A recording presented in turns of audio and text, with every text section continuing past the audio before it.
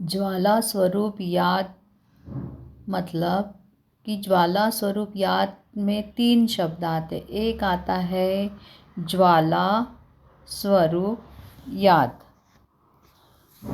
ज्वाला मतलब एक ज्वालामुखी फटता है तो कैसी आग धधकती है, एकदम ज्वाला निकलती है। स्वरूप मतलब कि मैं कौन हूँ, मैं एक आत्मा हूँ। और याद मतलब किसकी याद करना है, तो हमें आत्मा हमेशा परमात्मा की याद करना चाहती है। तो बाबा बोलते हैं कि ज्वाला स्वरूप याद।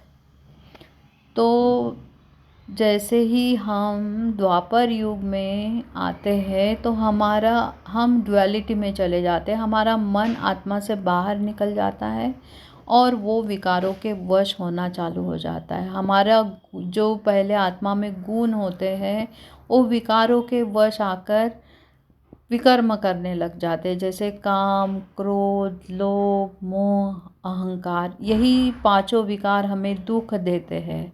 तो जब बाबा संगम पे आता है और हमको बोलता है कि बच्चे अभी तुम्हें ज्वाला स्वरूप याद करना है, तो इसमें जो हमारे ये जो अवगुण हैं ये परिवर्तित होके गुणों में परिवर्तित हो जाते हैं।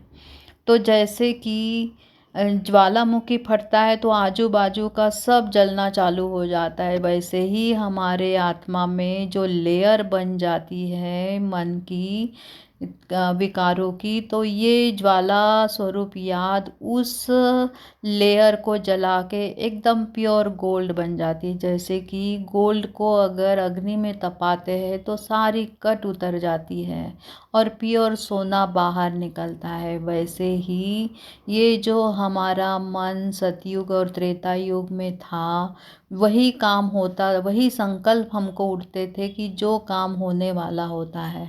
तो वैसे ही हमारा मन एकदम शुद्ध पवित्र होके आत्मा में मर्ज हो जाएगा और वो वही संकल्प उठने लगेंगे जो होना है।